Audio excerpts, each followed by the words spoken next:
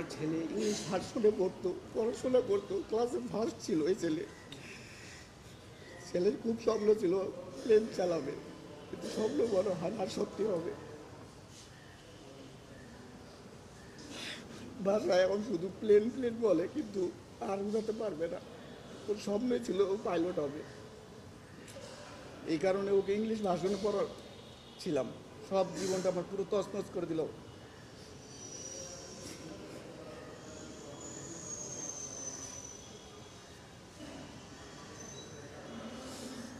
এখন আমার সরকারের কাছে একটাই দাবি যে আমার মা তো মারা গেছে, ছেলেটার যাতে উন্নত চিকিৎসা হয়, ওর কোনো চিকিৎসাতে যাতে কোনো প্রকার অবহেলিত না হয়, এতটুকু আমার সরকারের কাছে দাবি।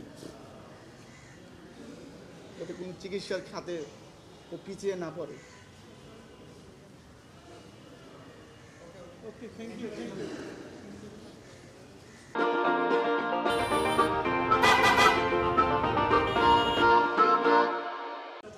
জি, আসসালামু আলাইকুম। আমার নাম হলো মোহাম্মদ মুস্তাফিজুর রহমান। আমি বাসিত খান মুসার বাবা। এবং আপনার মায়ের নাম বলেন। এবং আমার শহীদ মা নাম হলো মায়া ইসলাম। জি, আমার পেশা হলো আমি এখন বর্তমানে একটি ইলেকট্রিক এবং ইলেকট্রনিক্স বিজনেস করছি। এটাই হলো আমি একজন তার বিজনেস। বাসার ঠিকানা এবং ওই দিনের ঘটনাটা একটু বলুন। বাসার সেদিন ঠিকানা লেখা বলেন। সেদিন ছিল 19শে জুলাই 2024। জোরে বলেন। 19শে জুলাই 2024 আমি আমার বাবার ভাত নেওয়ার জন্য বাসা থেকে নামি। তখন আমার ছেলেটা আইসক্রিম খাবে দেখে মর্জি ধরার পর আমি বলি যে তাহলে তুমি আমার পিছনে পিছনে আসো। আম্মুকে বলি যে তাহলে আমি যেহেতু নামবো, তুমি একটু ওর পিছনে পিছনে এসে ওকে নিয়ে যাও। তখন ও দৌড়িয়ে আমার কাছে আসার পর আম্মু এর ভিতরে পিছন দিয়ে আসছিল, ওর পিছনে আমার মা দাঁড়ানো ছিল, কিন্তু আমি দেখি নাই। হঠাৎ করে বাহিরের থেকে একটি গুলি এসে কেচি গেটে ভেদ করে ওর মাথার এই সাইডটা দিয়ে ঢুকে এই সাইড দিয়ে বের হয়ে যায়। পরবর্তীতে আমি আমার ছেলেকে নিয়ে সরাসরি পার্শ্ববর্তী একটি হসপিটালে নিয়ে যাই। প্রাথমিক চিকিৎসার পর ওকে নিয়ে ঢাকা মেডিকেলের উদ্দেশ্যে রওনা হই। যখন সন্ধ্যা হয়ে যায় তখন আমি আমার মার কোনো খোঁজ খবর পাচ্ছি না, ফোন পাচ্ছি না। পরবর্তীতে 8:30টার দিকে আমি আমার এক বাসার কলিগ, আমার পাশের ফ্ল্যাটের লোকের সাথে কথা বলি যে আমার মাকে তো পাচ্ছি না, আপনারা একটু দয়া করে আমার মাকে একটু ফোনটা দেন, কথা বলবো। সে বলে কি, আপনার মা এই মুসাকে যে গুলিটা লাগছে সেই গুলিটা বের হয়ে আপনার মার পেটে লাগে, তা আপনার মাকেও তো হসপিটালে নিয়ে যাই, ফরাজি হসপিটালে নিয়ে যাই। তখন বলার পর আমি তো আর কিছু বুঝতেছি না যে ছেলেকে নিয়ে থাকবো না মাকে নিয়ে থাকবো। পরবর্তীতে এই ঢাকা মেডিকেল থেকে ফরাজি মানে বনশ্রীতে যাওয়ার কোনো স্কোপে ছিল না, বাইরে এত গোলাগুলি ছিল এবং কোনো পুলিশই হসপিটাল থেকে বের হতে দিচ্ছিল না।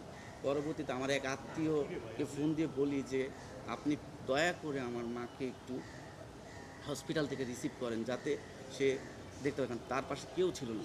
পরবর্তীতে আমার আত্মীয় যাওয়ার পর তাকে দেখে যে ফরাজি হসপিটালের ওয়েটিং রুমের চেয়ারে তাকে শোয়ায় রাখা হয়েছে।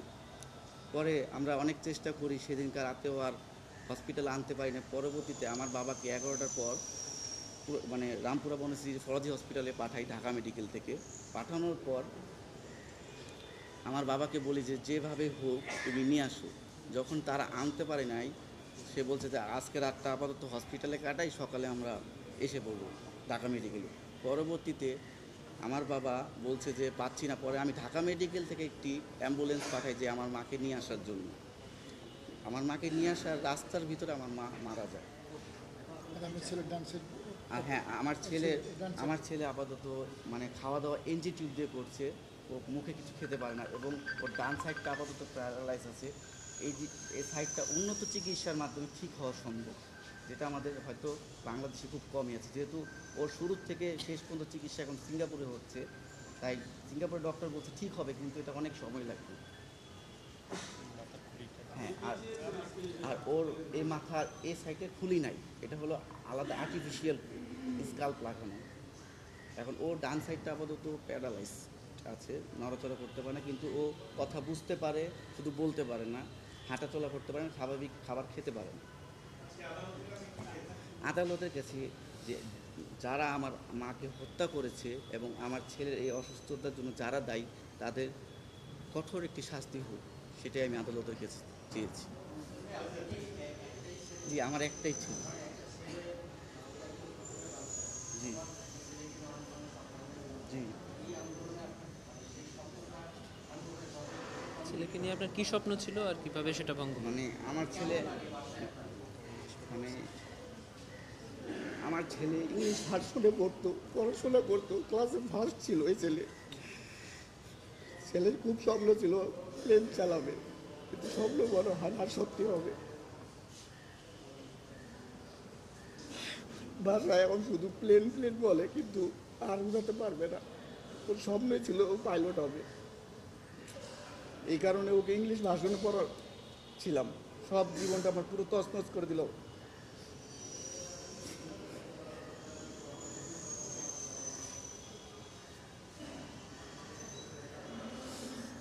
এখন আমার সরকারের কাছে একটাই দাবি যে আমার মা তো মারা গেছে, ছেলেটার যাতে উন্নত চিকিৎসা হয়, ওর কোনো চিকিৎসাতে যাতে কোনো প্রকার অবহেলিত না হয়, এতটুকু আমার সরকারের কাছে দাবি।